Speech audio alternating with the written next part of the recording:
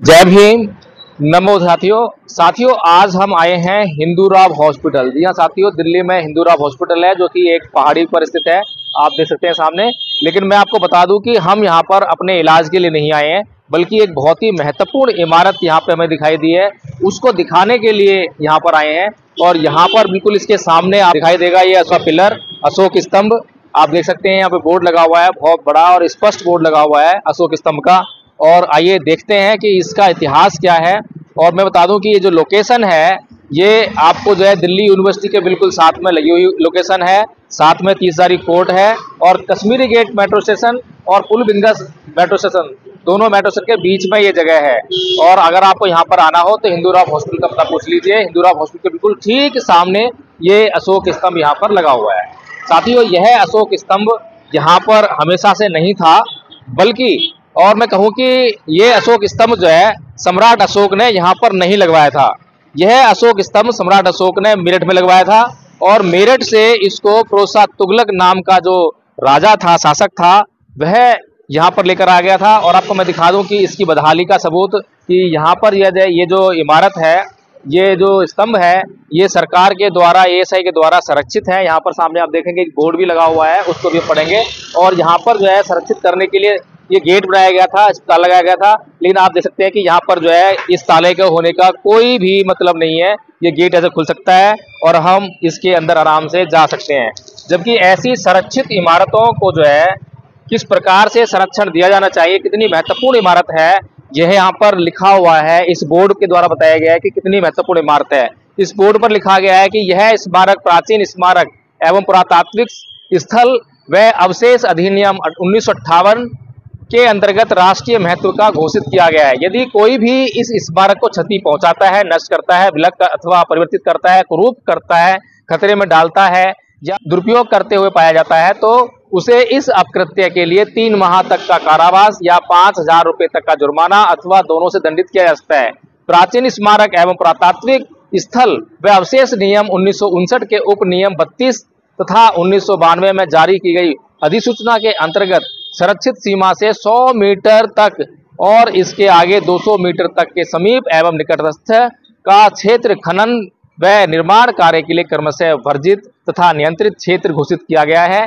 इस क्षेत्र में किसी भी प्रकार के भवनों की मरम्मत, परिवर्तन तथा नव निर्माण हेतु भारतीय पुरातत्व सर्वेक्षण से पूर्वानुमति प्राप्त करना आवश्यक है। साथियों, इस बोर्ड में इस इमारत को बहुत ही महत्वपूर्ण दर्शाया गया है, लेकिन इस इतनी अति महत्वपूर्ण इमारत को अगर कोई क्षति पहुंचाता है तो उस क्षति को किसने पहुंचाया है, यह देखने के लिए आप देख सकते हैं कि यहाँ पर आसपास किसी भी प्रकार का कोई कैमरा वगैरह नहीं लगा हुआ है। यानी कि आप देख सकते हैं यहाँ पे कोई गार्ड भी नहीं है। कोई भी व्यक्ति अगर यहाँ पर इस इमारत को क्षति पहुंचाता है, क्षति पहुंचा के चला जाता है, तो सरकार उसको कैसे रोकेगी, कैसे उसको दंडित करेगी। ये कह सकते हैं कि ये जो केवल जो बोर्ड लगाया हुआ है ये खाना पूर्ति मात्र है। इसके बाद साथियों अब हम पढ़ते हैं इस इमारत के इतिहास की तरफ। यह इमारत जो है यहाँ पर फिरोज तुगलक के द्वारा ये जो अशोक स्तंभ है जो कि सम्राट अशोक ने मेरठ में लगाया था, उसको यहाँ पर लाया गया। और आप एक स्तंभ जो है फिरोज तुगलक का जो किला है यहाँ से तकरीबन 5-6 किलोमीटर की दूरी पर है, वहां पर भी आप देख सकते हैं, मोरी गेट के पास में है, जहाँ पर के फिरोज कोटला मैदान जो क्रिकेट स्टेडियम है उसके साथ में ही वो किला भी है। तो वहां पर भी एक अशोक स्तंभ लगा हुआ है और ये एक अशोक स्तंभ यहाँ लगाया हुआ है। मैं बता दूं आपको कि ये अशोक स्तंभ यहाँ पर फिरोज तुगलक ने इसलिए लगवाया था क्योंकि ये जो जगह है ये उसके शिकार खेलने का स्थान था। जी हाँ साथियों, ये शिकार खेलने का स्थान था जिसको कि कुशक शिकार पैलेस करके जो है ये तो इंग्लिश में लिखा हुआ है। यहाँ पर मैं आपको अच्छी तरह बता दूं कि क्या लिखा हुआ है इसमें, इसका नाम क्या है। इसका नाम है हंटिंग प्लेस इंग्लिश में हुआ, और जो कि कुशक ई शिकार, और ये 1356 में यहाँ पर स्थापित किया गया था। और साथियों उसके बाद एक घटना और घटती है 1719 के आसपास। 1719 में एक और जो फारूक स्यार करके यहाँ पर शासक आता है, वो इसको जो है कोई विस्फोटक लगाकर इसके टुकड़े करता है और इसके टुकड़े आते हैं 5। लेकिन अभी आपको बता दूं इसके टुकड़े आपको 5 नहीं दिखाई दे रहे होंगे, आपको 6 दिखाई दे रहे होंगे। देखिए, पहला सबसे ऊपर है, उसके बाद नीचे जॉइंट है, फिर उसके बाद नीचे जॉइंट है, 1 2 3 4 5 और 6। अब ये 6 टुकड़े कैसे हुए हैं ये मुझे नहीं मालूम है, ना ही इसके बारे में यहाँ पे कुछ लिखा हुआ है।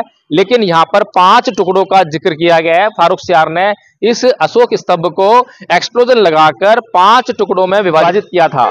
तो साथियों, आप देख सकते हैं कितनी महत्वपूर्ण इमारत है। और ये जो 5 टुकड़े जो मिले और इनके ऊपर ब्रह्मलिपि में लिखा हुआ है, ब्रह्मलिपि यानी कि धम्मलिपि, ब्रह्मलिपि कुछ लोगों ने उसको नाम दे दिया है, लेकिन जो कि धम्मलिपि है, धम्मलिपि यानी कि सम्राट अशोक ने जिस लिपि का प्रयोग धम्म के उपदेशों को देने के लिए, लिखने के लिए प्रयोग किया, उस लिपि को जो है धम्मलिपि कहते हैं, जो कि इस स्तंभ पर लिखी गई है। और इस स्तंभ पर सम्राट अशोक का जो संदेश है वो धर्म के प्रचार के लिए और लोगों के सुख शांति और उनकी प्रसन्नता को बनाए रखने के लिए इसमें एक संदेश दिया है, जो कि इस पे उकेरा गया था धम्मलिपि में। लेकिन साथियों, जो ये पिलर है जो कि 5 टुकड़े कर दिए गए थे, इस 5 टुकड़े होने के बाद जो ये 5 टुकड़े मिले, तो अंग्रेज इसको उठाकर यहाँ से जो है कलकत्ता में एक म्यूजियम है वहां उन्होंने संरक्षित किया, जो कि उसके बाद अंग्रेजों ने बाद में इसको यहाँ पर लाकर इसको जोड़कर दोबारा से इसकी पुनर्स्थापना यहाँ पर की है। तो साथियों, धन्यवाद अंग्रेजों का, जो उन्होंने जो है इतना महत्वपूर्ण कार्य जो है यहाँ पर किया है। अगर अंग्रेज इस कार्य को ना करते तो हमें जो भारत का बौद्धमय इतिहास है, सम्राट अशोक के द्वारा जो किए गए महानतम कार्य हैं, वो हमें यहाँ पर दिखाई नहीं देते। इसका टुकड़ा एक जहाँ पे पड़ा हुआ है, आप देख सकते हैं, ये इसका टुकड़ा पड़ा हुआ है। आप इसको मैच कर सकते हैं पिलर से, जो है बिल्कुल उसी का पत्थर है, ये उसी का टुकड़ा है। तो साथियों, भारत बौद्ध में था और भारत को बौद्ध में होना पड़ेगा, क्योंकि भारत बौद्ध में था तो सुख शांति और समृद्धि से भरपूर था। आज भारत बौद्ध में नहीं है तो तरह तरह के क्लेश, तरह तरह की अशांति आज उसके जीवन में व्याप्त है। सांप्रदायिकता है, जातिवाद है, हिंसा है, हर कोई बीमारी से ग्रस्त है। लेकिन अगर हमें इन बीमारियों से बचना है, इस देश को इस बीमारियों से निजात दिलाना है, तो बुद्ध के धम्म को पुनर्स्थापित करने की जरूरत पड़ेगी। जैसे इस पिलर को अंग्रेजों ने पुनर्स्थापित किया, वैसे ही हमें जो हमारा धम्म है उसको पुनर्स्थापित करने की भारी आवश्यकता है।